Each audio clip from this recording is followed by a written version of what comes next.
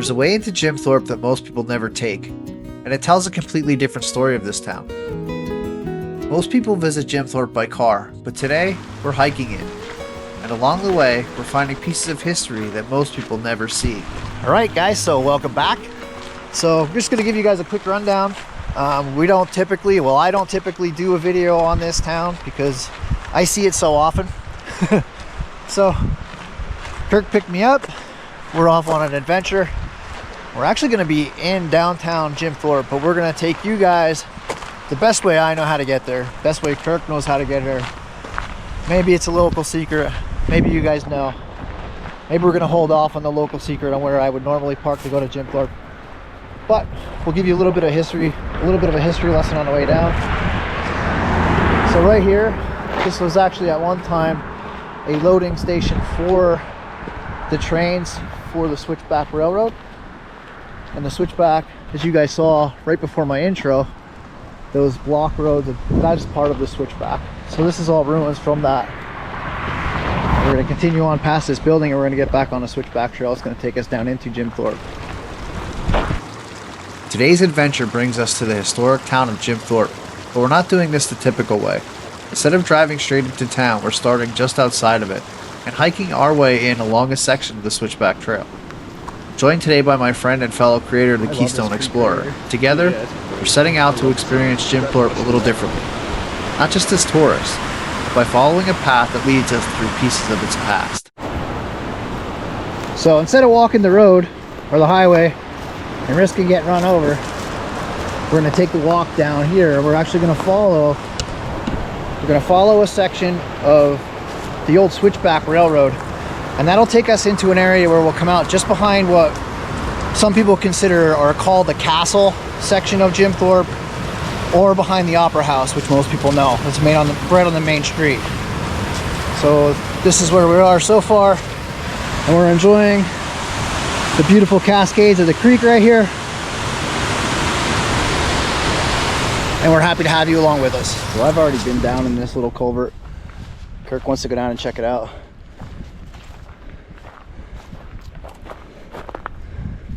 So as you guys can see, it is a pretty steep drop down. And it almost acts like steps coming up through here.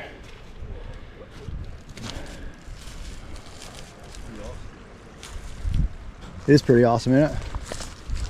Alright, so while Kirk checks out that culvert, if you guys would like to see that culvert, go over and check out Kirk's channel. Or I do have a Switchback Trail hike where we did the whole Switchback from Summit Hill all the way down into Jim Thorpe and up to the cemetery, down by the mansions, etc. So if you would like to see that, I will put a link to that in the description down below. Right now I want to go check out one of these little side roads. I'm gonna have to check out the maps that I have of this area and see exactly what these roads were, because I mean, it may have just been a four-wheeler trail, but that is pretty well cut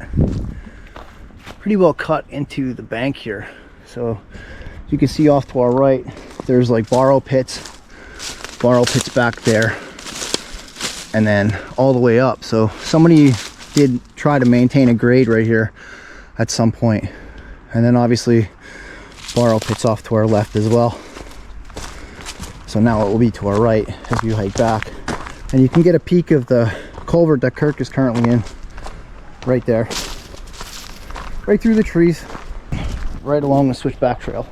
So this area actually too, just up a little bit from where we are actually, and I can see one right here, is a well-known bottle dump. So this thing isn't nothing that's like ancient, but you can see them all along the trail.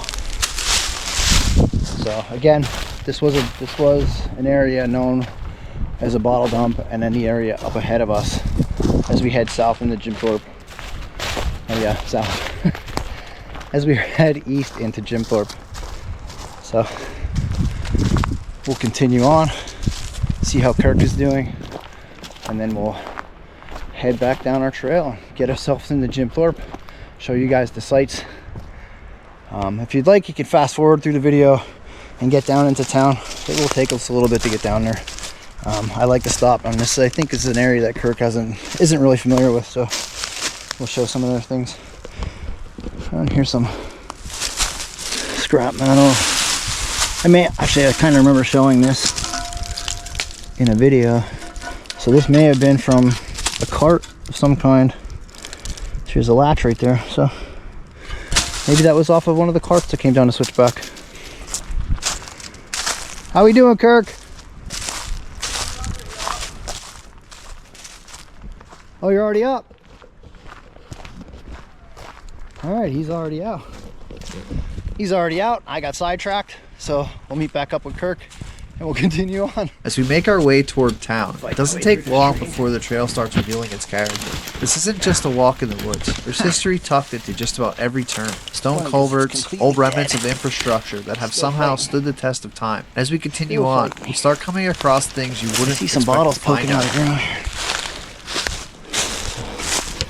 That one just looks like an old quart bottle. You guys can see these old bottles right here. Old whiskey bottles, medicine bottles. Lots of these bottles here. And someone obviously has pulled these all up, so just want to show you guys real quick. And there's a chunk of metal right there.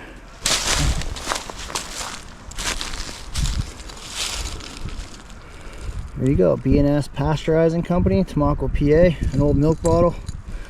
Could have fared better. Looks like somebody might have broken that digging it out.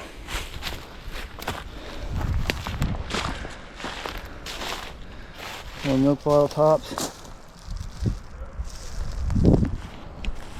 Old globe top bottles, the old milk bottles. Okay. This is where they find those.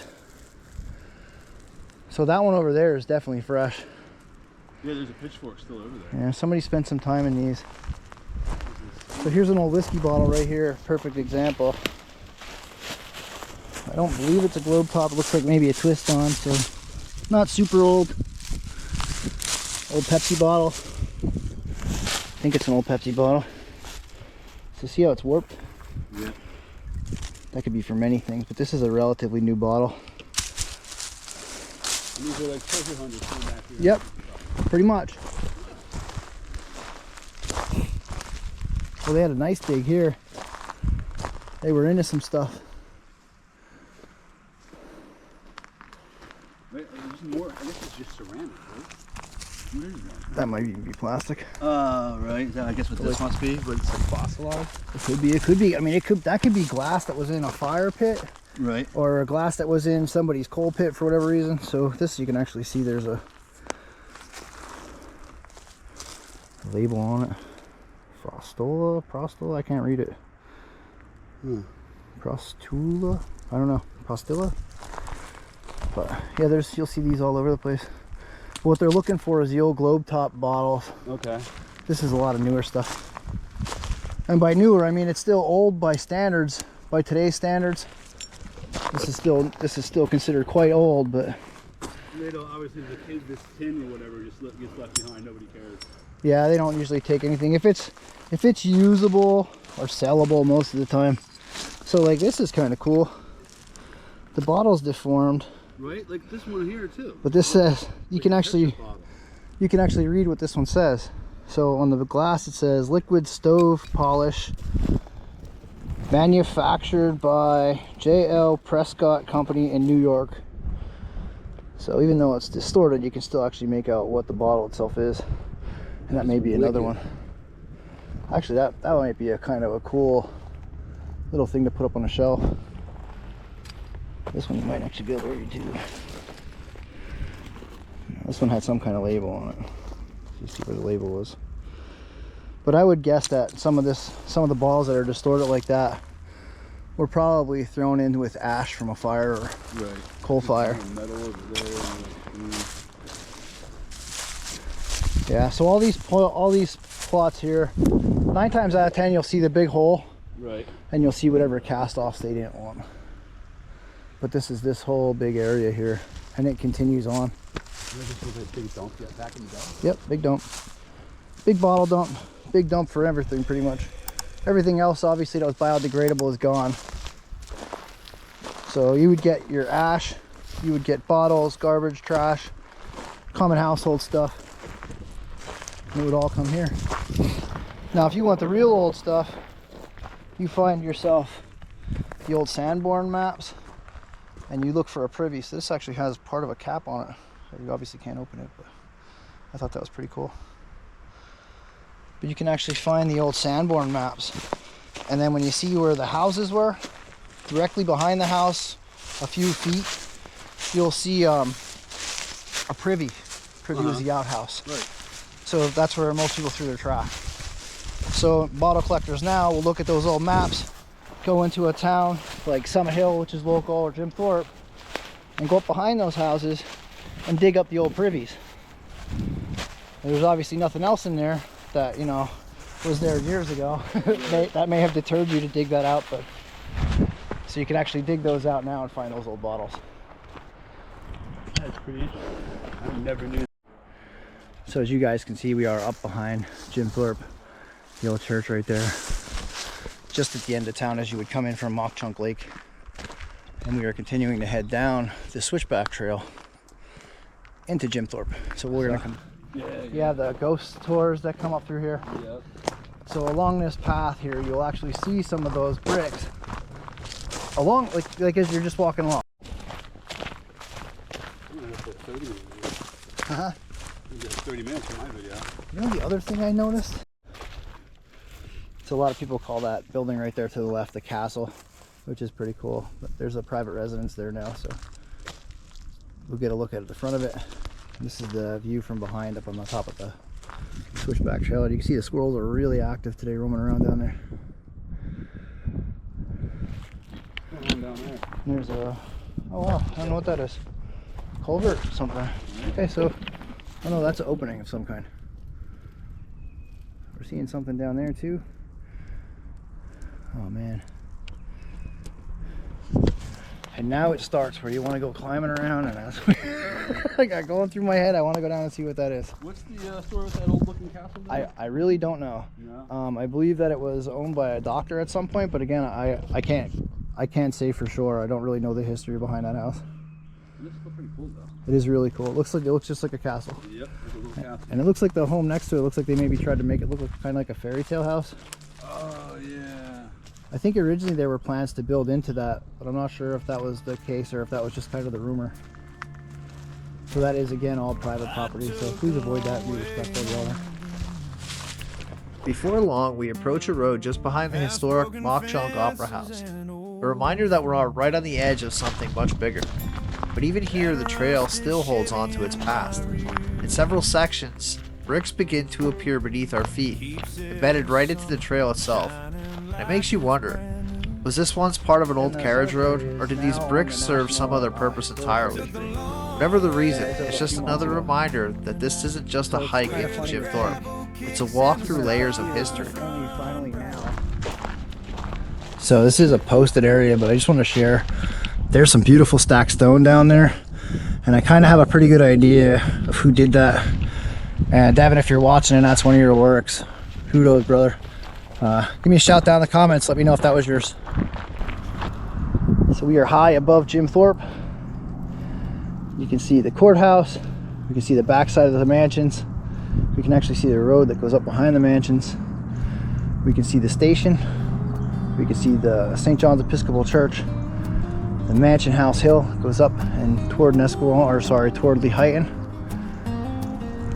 And then down here we have the Harry Packer Mansion, the carriage house. As we continue on, the trail begins to change. Up ahead, we reach the edge of the historic Mauch Chunk Cemetery, and for the first time we start to catch glimpses of the town from a completely different perspective. From here you can see the backsides of some of Jim Thorpe's most iconic structures, a view most visitors never get. We pass by a home that's clearly seen better days. Quietly standing is another piece of the town's long story. And just outside the cemetery, an old coal cart sits as a reminder of the industry that once defined this place. From here, the trail turns and begins to lead us downhill on a road, guiding us toward the heart of Jim Thorpe, and straight toward landmarks like the Asa Packer Mansion, Harry Packer Mansion, and Kemmerer Park.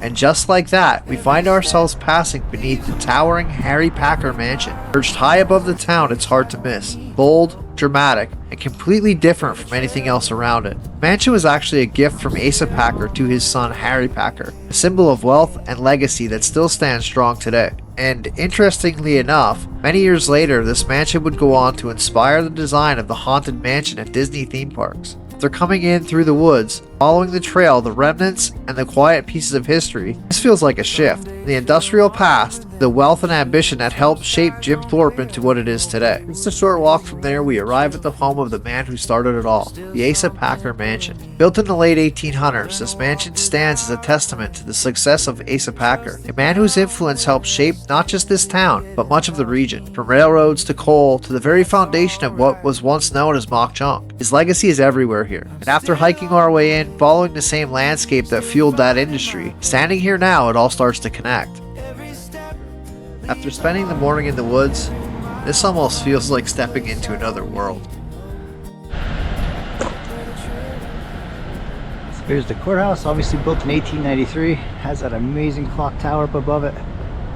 And back that red building right there, that's the Lehigh Coal and Navigation. The building in front of us is the Mercantile Building, Hotel Switzerland, and Molly McGuire's pub. Then there's the bike rental places right next to it. And you can see, guys, the trolley is coming right up now, coming through downtown Jim Thorpe. So right in the heart of downtown Jim Thorpe, Pocono biking, Pocono whitewater. Looking forward to doing some of that this year, riding the D&L, and definitely looking forward to a whitewater trip this year. From the center of town, we make our way down toward one of the most recognizable spots in Jim Thorpe, the historic Jim Thorpe train station. Sitting right along the Lehigh River, it's a reminder that railroads have always been at the heart of this town. From the early days of coal transport, to the Switchback Railway, to the scenic trains that still pass through here today. That history is still very much alive. And after hiking our way into town, following a path shaped by that same past, it's pretty cool to see where it all leads. But we're not done exploring just yet. There's still plenty more of Jim Thorpe to see.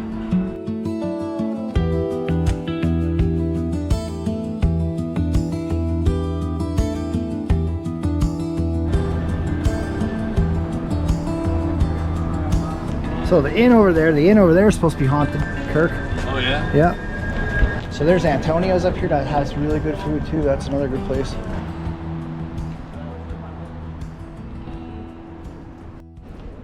So this is just kind of a peek at some of the architecture you'll see along the streets here in Jim Thorpe. So we're on Broadway. We're gonna be going up past the museum and past some of the other sites. But definitely recommend coming down and checking this out during the week when it's a little less crowded. Today it doesn't seem to be too bad, although we have just got into Jim Thorpe. But there are days when you can't really stand side by side on the sidewalk without being pushed out in the street pretty much. So again, I'll give you guys more of a peek of some of what we're seeing down here on Broadway Street along the town of Jim Thorpe. And I hope you guys enjoy the video. A lot of these houses kind of remind me of like old storybook homes, like with the spires and stuff and all the intricate work above, the different eaves.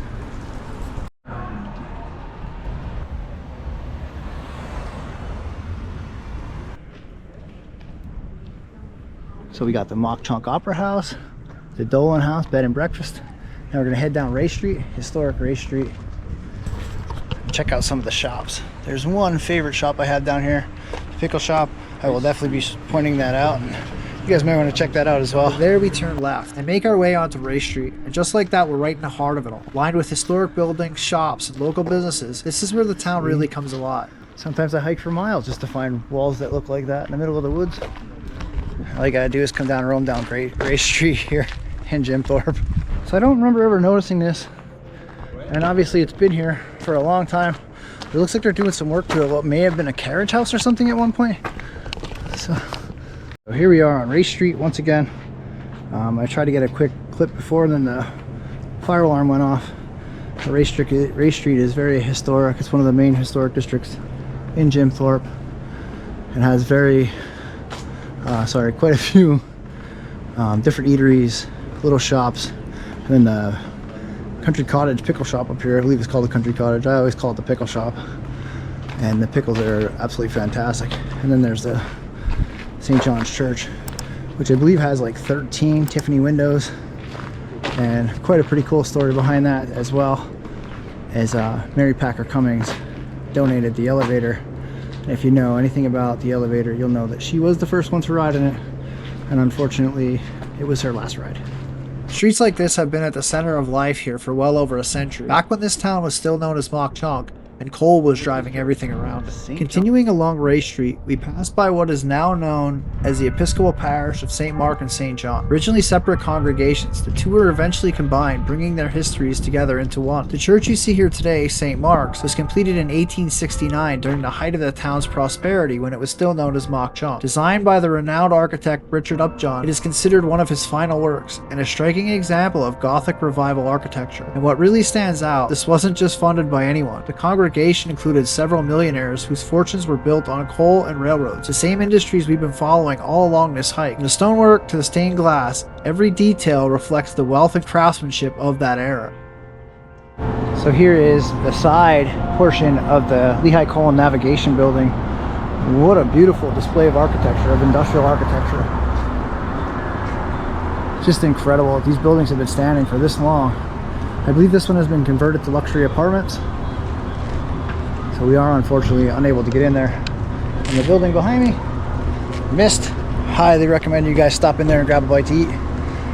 Maybe I can twist Kirk's arm and see where we're gonna go eat somewhere now, because my belly's growling and I'm hungry. What do you think, Kirk? Time to eat? Let's eat. Let's find a place to eat. See you guys next time. Guess where we're eating. I'm still standing right in here. If the dark one solid knows it can take the trees and snow, I'll be waiting till it's gone.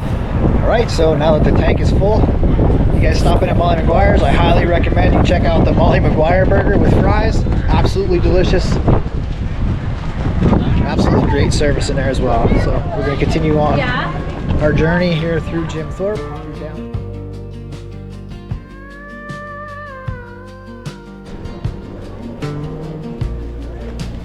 Map folded up, coffee in a paper cup, dust on the dashboard, name on a highway sign, motel keys hanging from the rear view glass, counting out mileage, letting the landmarks pass. This is my two-lane postcard, stamped in yellow line. One of the things that always amazes me when we walk down through here on Broad Street, or Broadway in Jim Thorpe, is the architecture. The architecture, both residential and the industrial architecture of the town. You're seeing several different styles of architecture through here.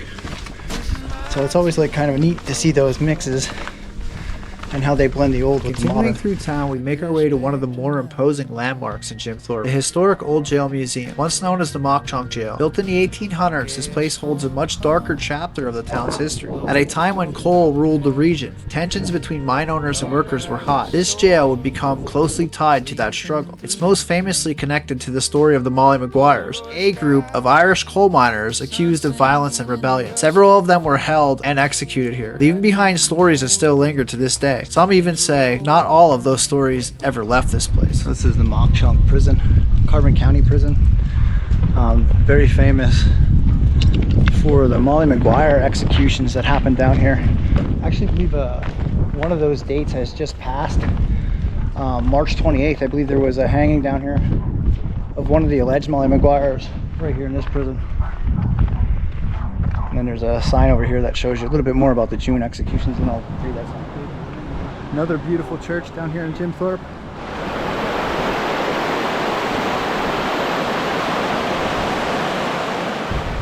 So Jim Thorpe has a variety of places to eat. If you come down here for the day, there are so many places to eat that are directly in Jim Thorpe. One of the places right along Broadway and near the Stable Museum is the Cafe Ariel. Highly recommend you guys check that place out. I will be down there in the future, and maybe we'll bring you guys along on that little adventure. But what brought that to mind was actually getting ready to walk by that right now. I believe this was like an old factory that they had converted into both the museum and the restaurant. So, very cool place to check out, and some amazing artwork. Truck is cool for that. I always drive by these and I never stop to look at them, but I always thought it would be cool to fix up an old camper like that. And check out this old Mac, guys. The B60, Mauch B60. No doubt that was a farm truck at one point.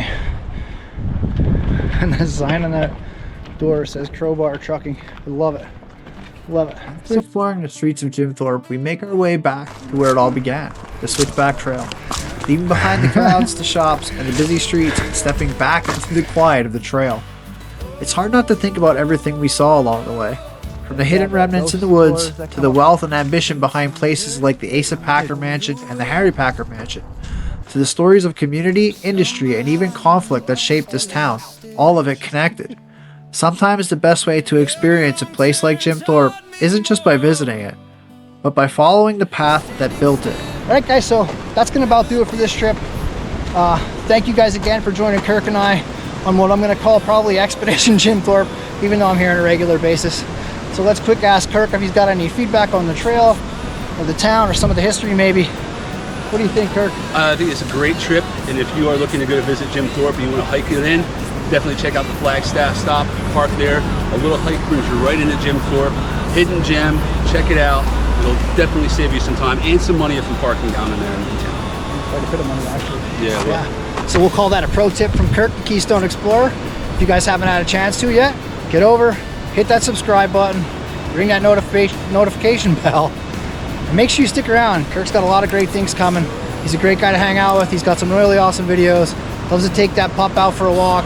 Get over there, say hi to Finn.